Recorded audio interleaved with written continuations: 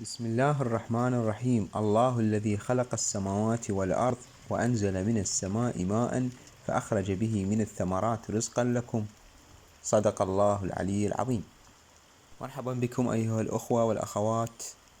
نحن الآن في فصل الشتاء، فلا بد من توضيح عدة أمور مهمة بالنسبة لفوائد المطر على النباتات. أولا، تحتوي مياه الأمطار على النيتروجين والبوتاسيوم والأكسجين وغيرها من المواد العضوية التي تساعد على تغذية النبات ونموه.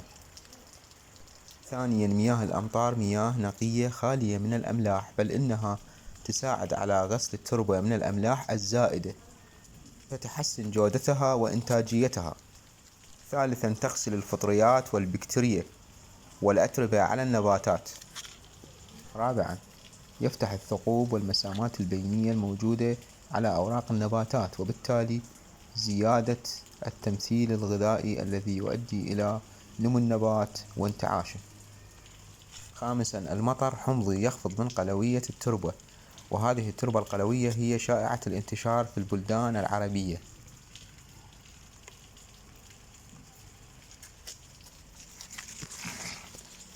سادسا، مياه الأمطار لا تضر النباتات أبدا وإن زادت أو استمرت، على العكس من المياه العادية التي قد تؤدي زيادتها إلى مشاكل في التربة وزيادة نسبة الملوحة. سابعا، المطر يغسل الصدأ الموجود على القمح وإزالة الجراثيم على النباتات بشكل عام، ما يؤدي إلى تحسين السنابل. ثامنا، تزيد من الأعشاب الموجودة في الصحراء والمراعي، مما يوفر غذاء لرعي الإبل والأغنام في البادية. أخواني، ذكرت لكم باختصار أهم فوائد مياه الأمطار على النباتات. أتمنى تكونون قد استفدتم، وشكرا لمتابعتكم، ولا تنسون الاشتراك بالقناة.